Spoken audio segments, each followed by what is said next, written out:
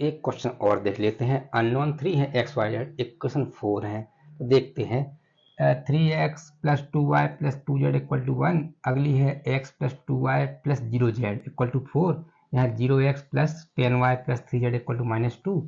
तो ऐसा हम इसे सेट कर लेते हैं कोफिशिएंट के हिसाब से। पहले क्या हो जाएगी, ये है 3x plus 3y plus 2z equal to 1।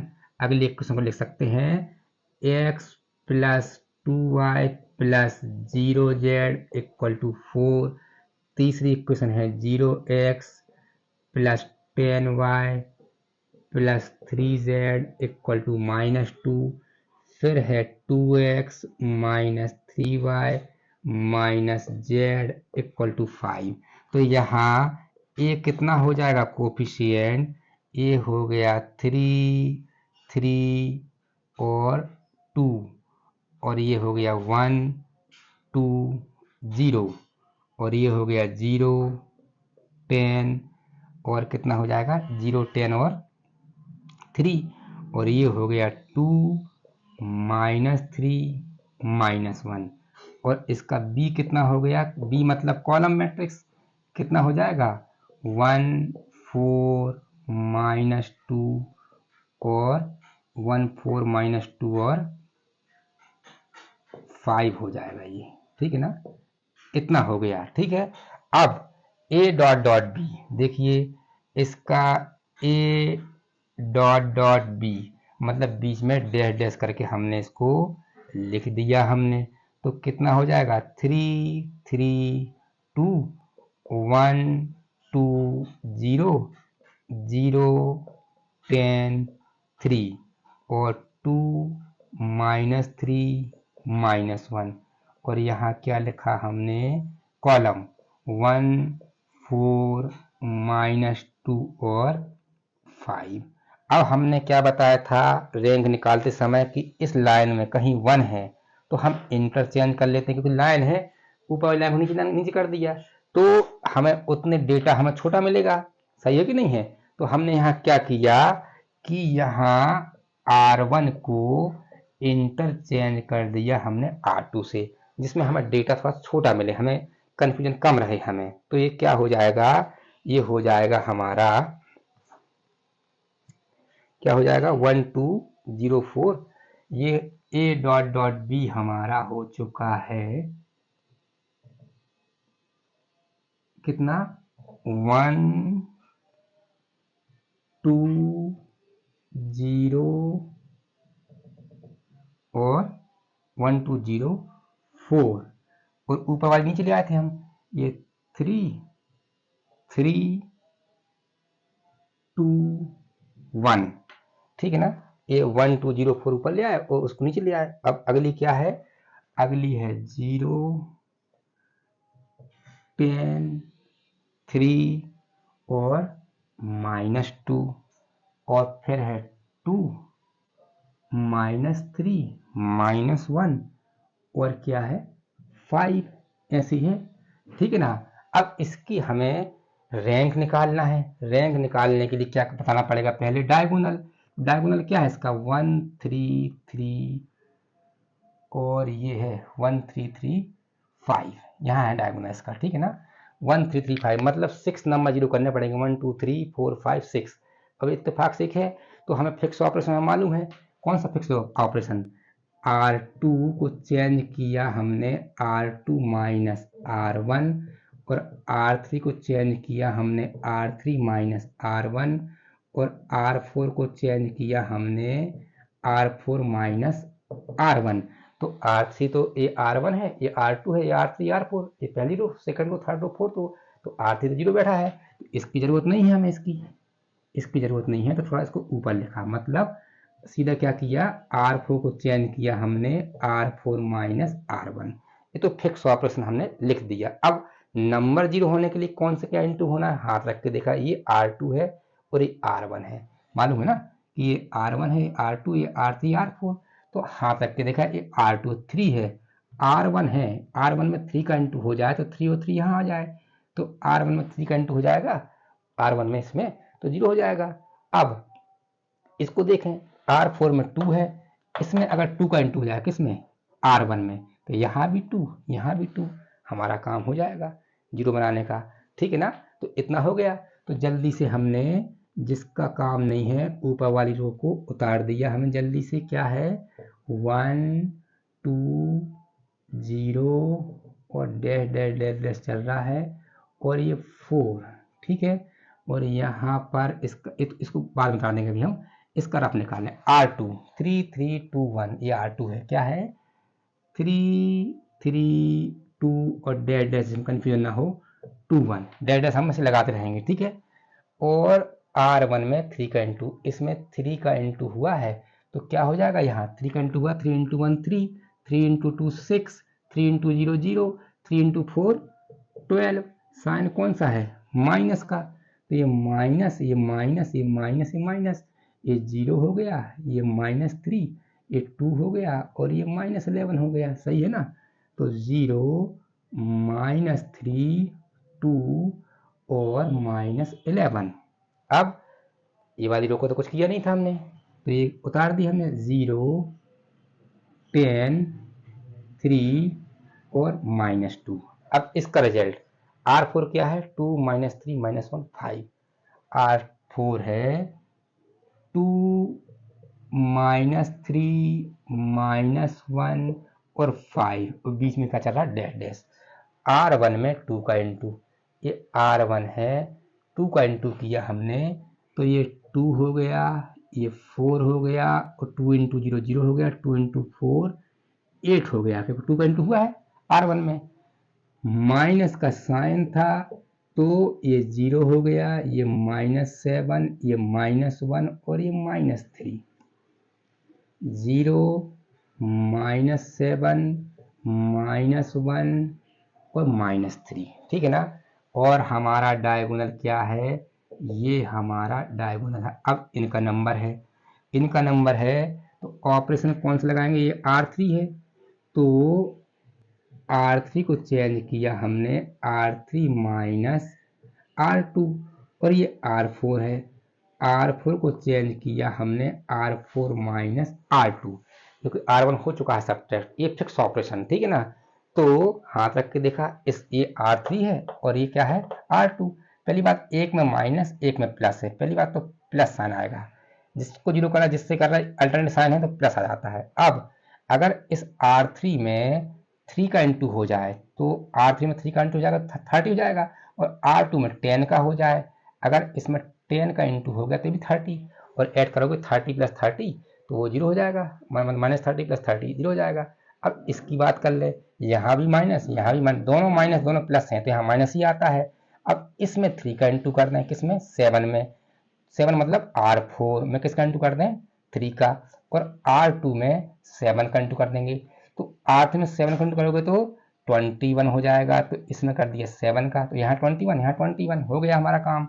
अब हमारा ऊपर की दो रो हमारा कोई काम नहीं है तो उसको हमने उतार दिया 1 2 0, और ये क्या हो गया ये 4, यहाँ 0 -3 2 और -11। इसका रफ R3 में 3 का इंटू, इसमें 3 का इंटू करोगे तो ये हो गया 0, इसमें 3 का इंटू करोगे तो 30, इसमें 3 का इंटू करोगे तो 9, इसमें 3 का इंटू करोगे डॉट डॉट के बाद तो -6। 3 का इंटू किया R3 में, और R2 में 10 का, इसमें 10 का इंटू तो ये है 0, इसमें इंटू किया 10 का तो -30, इसमें 10 का किया तो 20, इसमें 10 का किया तो -110, ऐसा आएगा 10 का इंटू किया तो। अब साइन कौन सा है, ऐड करना है, तो ये 0 0, ये हो गया 29, ये हो गया -116, 116 हो गया। ठीक है ना, तो 116 हो गया तो 0 0 29 और -116। अब R4 में 3 का इंटू, इसमें 3 का इंटू किया तो क्या आएगा, ये हो गया 0, 3 का इंटू किया तो -21, 3 का इंटू किया तो -3, और 3 का इंटू किया तो -9, और R2 में 7 का इंटू तो यहाँ 0, 7 इंटू 3 8 -21, 7 इंटू 2 14 और 7 इंटू 11 क्या होता है 77। माइनस पहले का है और साइन कौन सा है माइनस, तो माइनस प्लस इसे साइन लगाते हैं तो ये हो गया 0 0 -17 और ये गया इसमें से तो कितना बचा, ये 68 बचा प्लस का 68, ठीक है ना, प्लस का 68 तो 0 0 -70 और 68 क्या अपर ट्रायंगुलर बन चुका है, अपर ट्रायंगुलर नहीं बना है, ठीक है ना, अभी ये बचा हुआ है, ठीक है। अब हम क्या करेंगे, क्या हम नंबर बड़े बड़े नंबर दिख रहे हैं, क्या डिवाइड हो सकते हैं, हाँ हो सकते हैं। जैसे R3 जो है 29 से, 29 4 जा 116 होता है, ठीक है ना, और ये होता 17 से, तो 17 4 जा 68, तो हम उसको डिवाइड कर लें, हम किसको डिवाइड कर लें, R3 को डिवाइड किया 29 से और R4 को डिवाइड किया 17 से हमने, ठीक है, डिवाइड करते हैं तो ऊपर की दो रो तो एज इट इज रहेंगी, ऊपर की 2 रोज एज इट इज रहने वाली हैं, मतलब 1 2 0 और डॉट डॉट मतलब XYZ छुपा हुआ है यहाँ पर, और क्या है ये 4 है, यहाँ पर 0 -3 2 और ये -11, ये 0 0 29 1 29 और ये हो जाएगा -4 और 0 0 ये हो जाएगा -1 और ये हो जाएगा 4। अभी अपर ट्रायंगुलर बना नहीं है, एक नंबर बचा है ये वाला, तो ये तो देख ही रहा है आराम से हो जाएगा, मतलब ये हुआ R4 को चेंज किया R4 -R3, ये फिक्स ऑपरेशन है। अब यहाँ हाथ रख के देखा, यहाँ पर उंगली रखी, यहाँ पर एक में माइनस है एक में प्लस है, जिसको जीरो जैसे करना है, एक में माइनस प्लस होता है तो यहाँ क्या आने लगता है प्लस, और नंबर की जरूरत हमें है भी नहीं तो हम निकाल लेंगे, जीरो हो जाएगा। ऊपर की 3 रो हमने क्या करी, उतार ली, 1 2 0 और क्या हो जाएगा 4, यहाँ पर 0 -3 2 और -11 0 0 1 -4, और ये तो दिख रहा है, जब इसको करोगे क्या है R4 क्या है 0 0 -1 और 4, R3 क्या है 0 0 1 और -4, ऐड करोगे क्योंकि साइन प्लस का है 0 0 और ये 0 ये 0, तो ये कितना आ गया 0 0 0 और 0 ऐसा आ गया, ठीक नहीं है। अब हमें इसमें रैंक ऑफ ए ध्यान होगा कि ये क्या चल रहा है, ये चल रहा है ए डॉट डॉट बी, तो यहाँ पर रैंक ऑफ ए क्या है, ए की रैंक देखिए क्या है, ए की रैंक 1 रो 2 रो 3 रो, इसको तो काउंट करेंगे नहीं पूरी 0 है तो रैंक ऑफ ए 3 है और rank of A dot dot B कितनी है, ए डॉट डॉट बी मतलब पूरा यहाँ से लेके यहाँ तक 1 रो 2 रो 3 रो, ये तो पूरी 0 है, इसको तो काउंट करेंगे नहीं, ये भी 3 है।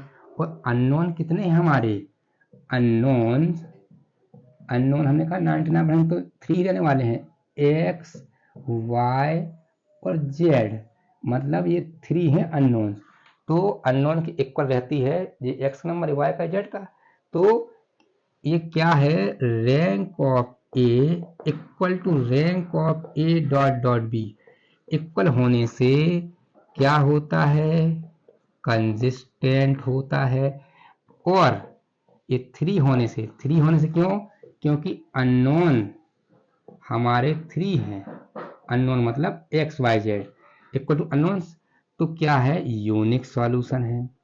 यूनिक सॉल्यूशन बोलने से क्या इंडिकेशन दे रहा है कि एक्स वाई जेड का एक एक आंसर निकलेगा, तो अगर ये 0 0 है तो ये तो हमारे काम की भी नहीं है, हम ऐसा भी कर सकते थे बाद में जाके ऐसा, ठीक है ना, ऐसा लिख सकते हैं हम, अब रैंक ऑफ ए 3 है, rank of A dot dot B 3 है, ऐसा समझने के लिए और इजी रहेगा, ठीक है। अब हम यूनिक आंसर निकाल रहे हैं, तो उसके लिए हमें क्या करना पड़ेगा, जल्दी से देखते हैं। जो डॉट डॉट डॉट चल रहा है, अब वहां क्या साइलेंट था, एक्स वाई जेड, याद है ना कहाँ की बात कर रहा हूं मैं, हम बात कर रहे हैं यहाँ की। यहाँ क्या साइलेंट था, एक्स वाई जेड। तो हमें जीरो जीरो लिखे या नहीं लिखे, हमको मतलब था नहीं, पूरी रो जीरो थी। तो यहाँ पर हमने अलग से फिर लिखा, क्या लिखा, 1 2 0 0 -3 और 2, और ये 0 0 1। अगली रो की जरूरत क्यों नहीं है, क्योंकि पूरी जीरो है यहाँ से लेके यहाँ तक।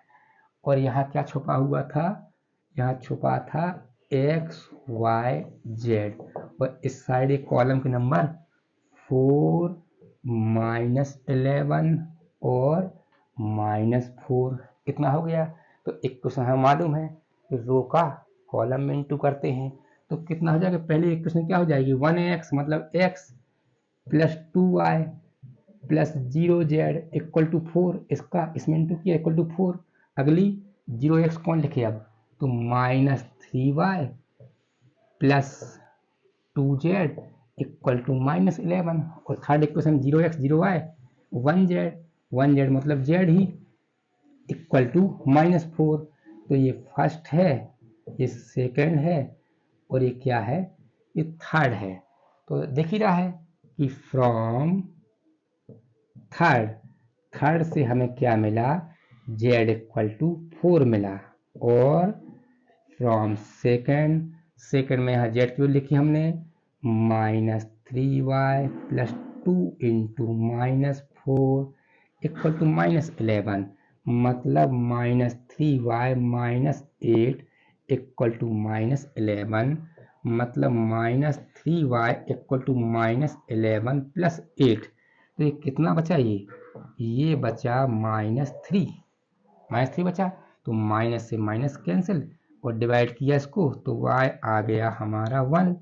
जब y 1 आ गया तो फिर फ्रॉम फर्स्ट से x plus 2 into 1 equal to 4, 2 into 1 2 होता है, तो x इक्वल टू 4 माइनस 2, तो x आ गया 2।